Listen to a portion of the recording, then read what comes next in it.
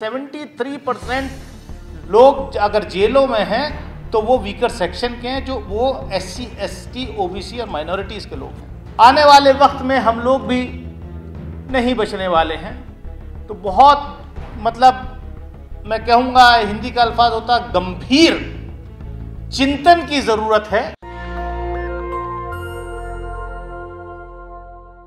मैं एक तस्दीक कर दूं, मैं एक IAS अफसर नहीं, मैं एक रिटायर्ड IPS अफसर हूं, बेंगलोर कर्नाटका से। दूसरी बात यह है कि जो प्रोग्राम मोहम्मद अदीब साहब ने आज जो शुरू किया है, उसकी छोटी सी पहल हम लोग बेंगलोर में कर्नाटका में अभी पिछले महीने ही कर चुके हैं। इसी तरह का एक advisory board, state advisory board Karnataka में बेंगलोर में क़याम हुआ है, जिसमें 2 रिटायर्ड हाई कोर्ट जजेस, 2 IAS officers retired, 2 IPS retired officers और कुछ सीनियर जर्नलिस्ट्स जो कुछ अखबार चलाते हैं, लोकल लैंग्वेजेस के कन्नड़ा अखबार चलाते हैं, और उसी तरह से कुछ lawyers, senior high court lawyers, एक 12 लोगों की एक टीम बनी है और एक एडवाइजरी बोर्ड बनी है। साथ ही हम लोगों ने एक advisory committee on religious affairs बनाई है, advisory committee on political affairs भी बनाई है, जिसमें एडवाइजरी कमेटी ऑन रिलीजियस में तमाम उलमा हजरात रहेंगे, शहर के मुफ्ती रहेंगे, और साथ ही पॉलिटिकल एडवाइजरी कमेटी में तमाम पॉलिटिकल लीडर्स उसके अंदर वो शामिल रहेंगे। ये जो स्टेट बोर्ड रहेगा वो तमाम से मशवरा करके अपने फैसलों पे पहुंचेगा जिसकी जहाँ ज़रूरत होगी। और दूसरी बात ये है कि हम लोगों ने हमारे बरादरान वतन के साथ मिलकर, जिसके अंदर सुप्रीम कोर्ट के रिटायर्ड जजेस हैं गैर मुस्लिम और बहुत ही सेकुलर मिजाज रखने वाले, और उसी तरह से काफ़ी राइटर्स हैं, एक प्रोफेसर बरगू रामचंद्रप्पा हैं जो बहुत ही एक जानी मानी शख्सियत है कर्नाटका में और हिंदुस्तान में भी। वो टेक्स्ट बुक रिवीजन कमेटी के चेयरमैन भी रहे थे पिछली मरतबा कर्नाटका में, और इस तरह की कई शख्सियत उसके अंदर मौजूद हैं। दलितों के और बैकवर्ड कम्युनिटीज़ के 42 ऑर्गेनाइजेशंस इसके साथ जुड़े हुए हैं। अभी हम लोगों ने 5 मई को, इसी महीने के 5 मई को एक प्रोग्राम हमारे गैर मुस्लिम, दलित और बैकवर्ड कम्युनिटीज़ के लीडरों के साथ एक बहुत बड़े हॉल में, डॉक्टर अंबेडकर भवन बेंगलोर का जो मशहूर हॉल है, उसमें एक प्रोग्राम हुआ था, जिसमें मुसलमानों ने और गैर मुस्लिमों ने, दलितों ने मिलकर एक काम शुरू किया है।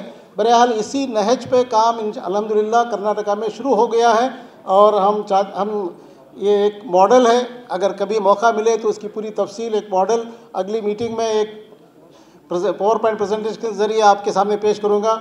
मैं अपनी बात को यही कहते हुए, ये इतना कहते हुए ख़त्म करता हूँ कि हमको इस वक्त इस चार्टर को लेकर अपने अपने स्टेट्स में, अपने अपने डिस्ट्रिक्ट्स में, अपने अपने तालुकों में शुरू करना है। ज़्यादा बहस करने के से ज़्यादा हमको काम करने की ज़रूरत है। हम लोग फील्ड पे काम करते हैं, हमको चाहिए कि यहीं पर शाम तक हर स्टेट की एक लोग जिम्मेदारी लें और अपनी जगह पे काम करें। महीने के अंदर हम लोग डिस्ट्रिक्ट लेवल तक पहुंच जाएं। अगर हम ये काम कर सकते हैं तो फिर काम आगे बढ़ेगा, नहीं तो फिर यही बातें होंगी और उसके बाद हम अपनी अपनी जगह पे चले जाएंगे, कुछ काम नहीं होगा। मैं अपनी बात को यही ख़त्म करता हूँ। अस्सलाम वालेकुम। अस्सलाम वालेकुम। सबसे पहले मैं अदीब साहब को मुबारकबाद दूंगा, उनका शुक्रिया अदा करूंगा कि उन्होंने आज मुल्क भर से जो लोग मिल्लत का और इस मुल्क का दर्द अपने दिल में रखते हैं, उन सबको एक प्लेटफॉर्म पर ला कर के यहाँ जमा किया। मैं ज़्यादा कुछ ना कहते हुए, क्योंकि मेरे से सब ज़्यादातर यहाँ सीनियर लोग, एक्सपीरियंस लोग, हर फील्ड के लोग यहाँ बैठे हैं, मैं उन सब के जज्बात के साथ अपने जज्बात जोड़ता हूँ, और इस मीटिंग से, इस कॉन्फ्रेंस से जो भी आउटकम निकले, मैं उसके साथ खड़ा हूँ, क्योंकि यहाँ पर एक से एक बड़े लीगल लुमिनरीज़ हैं, एकेडमिक एक्सपर्ट्स हैं, जिन्होंने पूरी ज़िंदगी अपनी लगा दी है, पॉलिटिशियंस हैं, वो लोग हैं जिन्होंने इस मुल्क पर जब कभी कोई ऐसी बात आई है, हमला हुआ है, लोगों को बांटने की कोशिश हुई है, तब चट्टान की तरह खड़े रहे। लेकिन बदकिस्मती इस मुल्क की और हम लोगों की कि पिछले कुछ सालों में ऐसे ही लोगों को नज़रबंद किया गया, जेल में रखा गया, और आज भी वो दौर चल रहा है। मैं देख रहा था जो चार्ट सामने है, उसमें सबसे बड़ी जो अहम ज़रूरत है वो लीगल फ्रेमवर्क की है।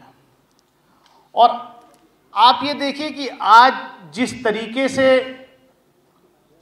हम लोगों को आइसोलेट करने की कोशिश हो रही है, उसमें सबसे ज़्यादा ज़रूरत जो है, जो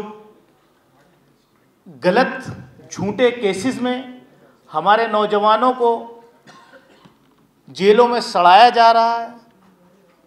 मैंने पिछले सेशन में 2019 में मैंने एक सवाल पूछा था लॉ मिनिस्टर से कि साहब ज़रा ये बताएंगे कि जेलों में कितने लोग वीकर सेक्शन के हैं। तो बोले हम रिलीजियस काउंट नहीं करते, लेकिन अभी पिछले दिनों में एक खबर पढ़ रहा था एनसीआरबी की कि उसमें आया कि 73% लोग अगर जेलों में हैं तो वो वीकर सेक्शन के हैं, जो वो SC, ST, OBC और माइनॉरिटीज़ के लोग हैं। और अगर प्रोपोर्शनेट की बात करें तो हमारा सबसे अच्छा proportionate more than our population अगर कहीं है तो वो हिंदुस्तान की जेलों में है। क्योंकि अब आपका पॉलिटिकल प्रोपोर्शनेट रिप्रेजेंटेशन की तो बात भूल जाइए, क्योंकि जो अभी लेटेस्ट जम्मू कश्मीर में डिलिमिटेशन कमीशन ने किया वो एक शुरुआत है। आने वाले वक्त में हम लोग भी नहीं बचने वाले हैं। तो बहुत मैं कहूँगा, हिंदी का अल्फाज होता गंभीर चिंतन की ज़रूरत है। मैं ज़्यादा कुछ ना कहते हुए मैं इतना ही कहूँगा कि आज ये शुरुआत है। कम से कम एक ग्रुप जो यहाँ बनाने की बात की जा रही है, उसमें सब फील्ड्स के लोग रहेंगे तो अच्छा रहेगा कि हम जैसे नौजवानों को भी जो चुन करके पार्लियामेंट में आए हैं उनको भी फीडबैक देने की, उनको भी गाइडेंस देने की ये ग्रुप जो है ये एक प्रेशर ग्रुप और पॉलिसी ग्रुप होगा। बहुत बहुत शुक्रिया। नेशनल दस्तक की आपसे गुजारिश है कि अगर इसको बचाना चाहते हैं तो नेशनल दस्तक को सब्सक्राइब करने के लिए रेड कलर के सब्सक्राइब बटन को दबाएं, फिर बेल आइकन की घंटी दबाएं। नेशनल दस्तक को बचाने के लिए बहुत ज़रूरी है कि हर खबर को शेयर करें, लाइक करें, कमेंट जरूर करें।